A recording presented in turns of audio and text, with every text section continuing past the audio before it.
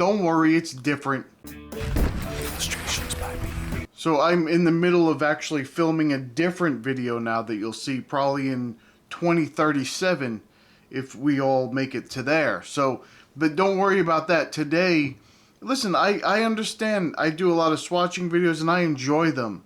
And a lot of people may enjoy them too, but sometimes people are not enjoying them because they're just being mad at me because I'm showing them things that they can't afford and they want to keep buying more paints and get more stuff.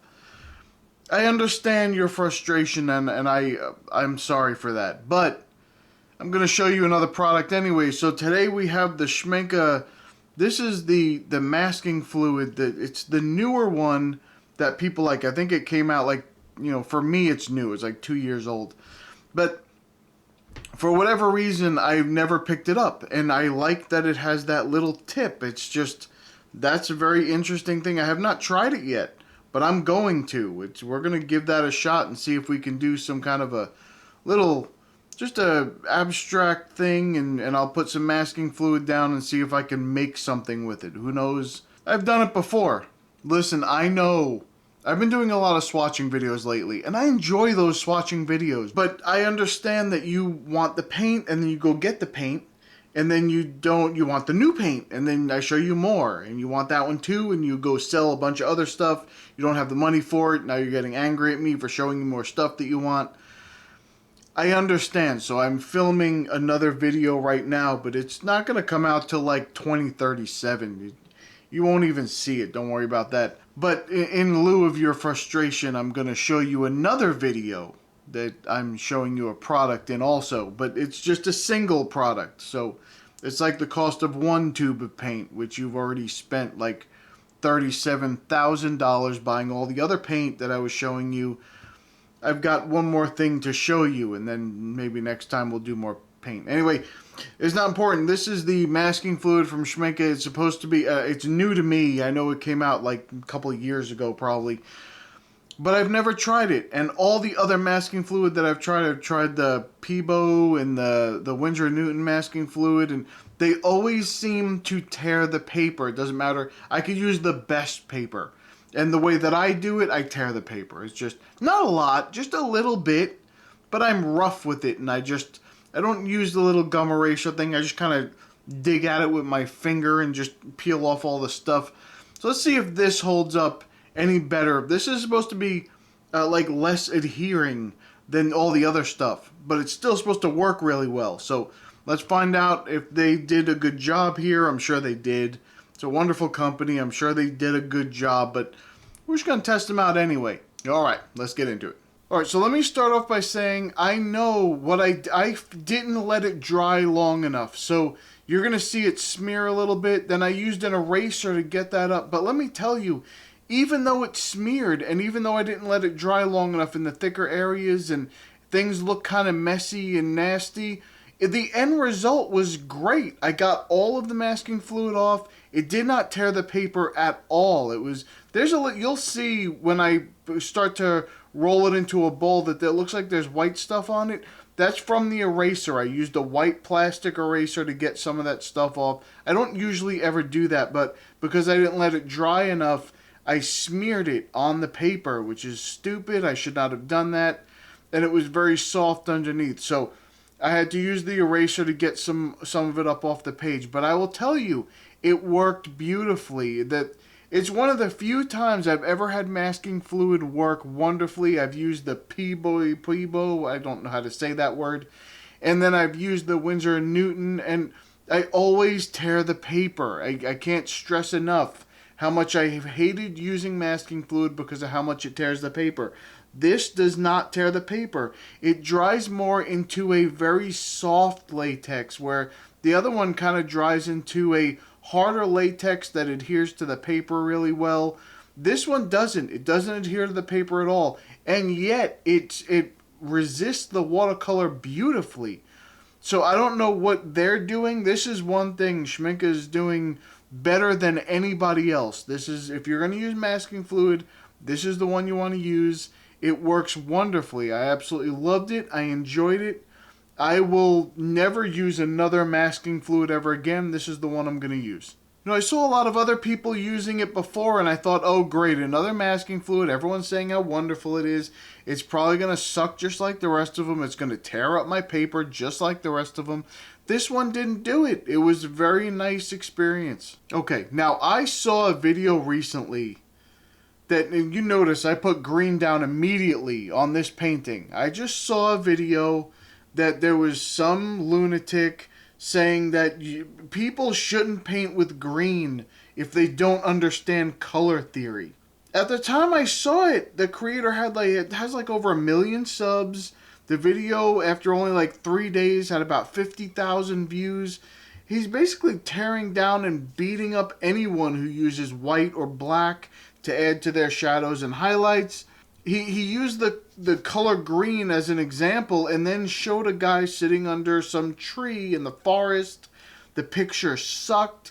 I'm sorry. That's a little bit rude. It wasn't my style. It just didn't look good to me. But it was somewhere in between like a manga and like an 80s Western cartoon kind of feel. But the color of the picture sucked to me. I don't think he used the color right at all. It was too saturated with green everywhere. Now, first of all, the thing that baffled me was he's not actually creating any kind of art in the video. Maybe like for a split second you see a brush go across a page, but really it's constant like jump edits. Constantly. Every 5 seconds you're looking at something different. It was driving me absolutely insane. And I don't understand what that fast editing technique is, especially when you're talking about art and you're trying to show someone something. Stay on it for 5 seconds. Just let people see what you're talking about. I'm not kidding. This is what they were doing. Then he said don't use white, but then he shows a color wheel showing 3 shades of the same color and says, this one, the darker one is your shadow, then the mid-tone, then the lighter one is your highlight. And I understand that, great. It's a lesson we've all learned, and it's good advice when you create realistic paintings, or even when you're giving a sense of realism to something that isn't real itself. But, like maybe you have like this little swooshy looking squiggly thing, but you want it to make it look like a real object in life. So you would do something like that. But then he proceeds to tell you that if you don't do this, then your art is amateurish and looks like a child created. Now, while some people are going for that look, there's no need to be a condescending donkey. And I'll tell you what, it's your damn painting.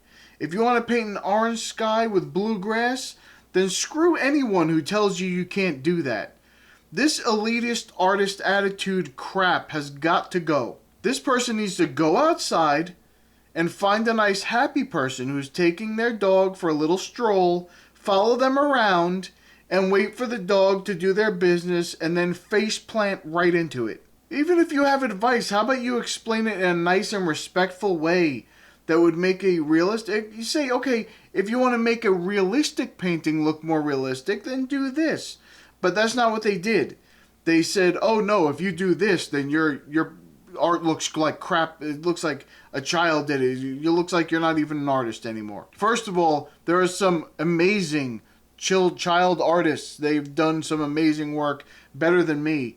But I'm telling you, the whole attitude has to go, oh, if you do this, then you're not a real artist. That whole thing has to go out the window. How does someone that's so self-righteous and he's a blowhole, how does that person have so many subscribers? It's like a form of Stockholm Syndrome or something. I'm serious. These people, do they enjoy being condescended to constantly? Like they're morons? I don't get it. I don't understand. You tell me in the comments below. How does someone handle that?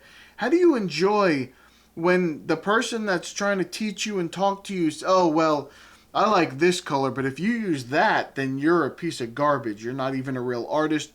And then what do they think in their mind that people are thinking? Oh, well, then I better listen to you. I know I've been doing this for 20 years, and I love the results, but you said I shouldn't do it, so I guess I have to listen to you now. Go take a long walk off a short cliff. All right, well, anyway, let's get back to the painting a little bit. So after I did that and I enjoyed myself and I had a wonderful time using the product, I just put a bunch of stuff on the outside and then I wanted to make it look like there was like graffiti over the top of it.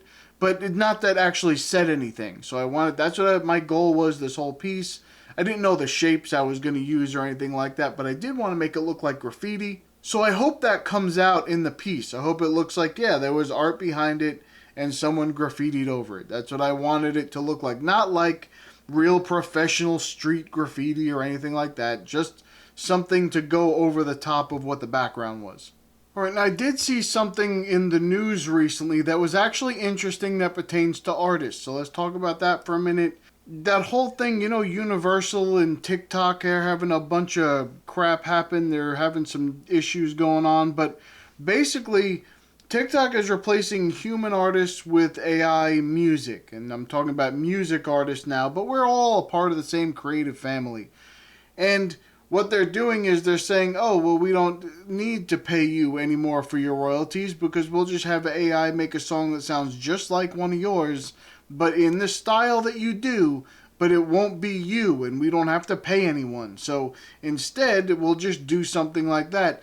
And that's becoming an actual problem. I think, what was it, I think it was Amazon or something like that laid off 12,000 people. No, it was UPS, I think it was. UPS laid off 12,000 people because they have AI bots to basically, the software does what those people did, and they're just getting rid of people, replacing people, and that's what people were complaining about. That's what people's fear was. You were going to be replaced by robots, by AI, by computer programs, and now it's becoming a reality. They say, oh no, it'll never happen. Don't worry, it won't ever get to that point. What do you mean it won't get to that point? We're in the infancy of what this thing is going to do. How do you know it won't get to that point? And now, still at the very beginning, it's already done it. 12,000 people, no work. And now they got to go figure out something else to do because what they did, and some people, what they did for a very long time, for their whole career, some computer software program is going to take their place and they're not going to be able to.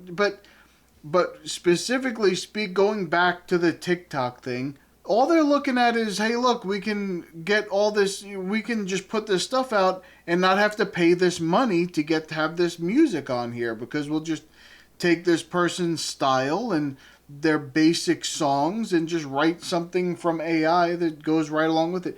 And I remember watching this stuff years ago. It would be like, oh, what if this band created a new song today? And it was a band that's been gone for 20 years or something. And they're like, oh, this is what they would sound like today. And oh, I wrote a new song of this one.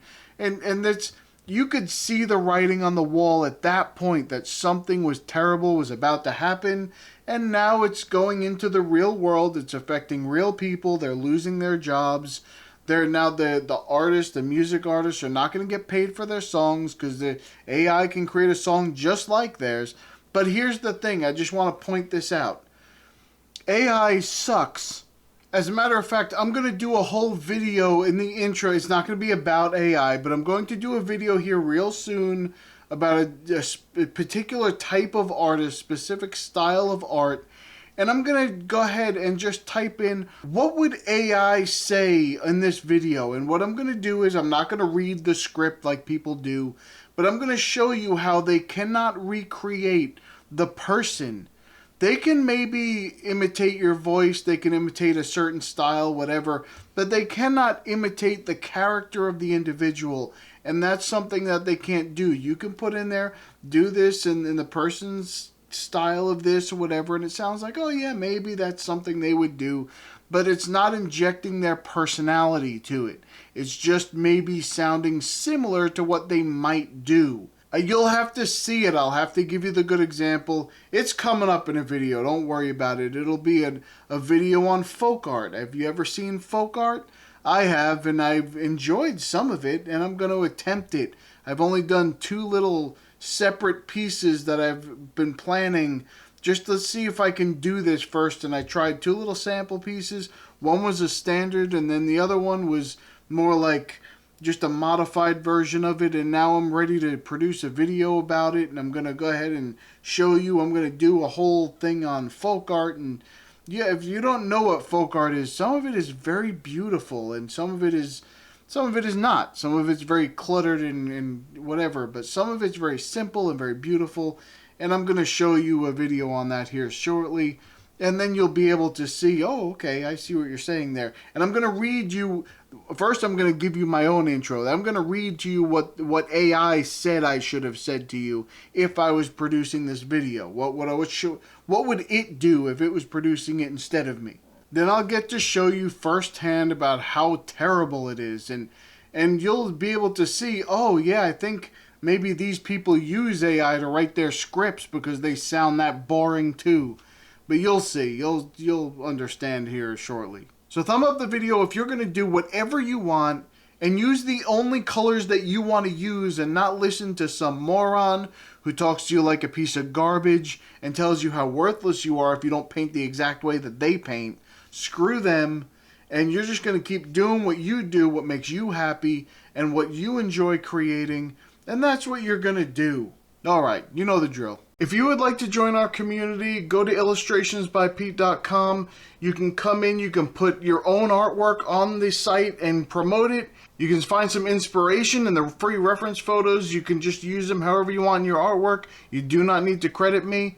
Or you can come into the forums and talk to some people and maybe give some advice and maybe find a little bit of information that helps you. So come check us out. Alright, that's about it for me. I'm going to go. I'll see you in the next one.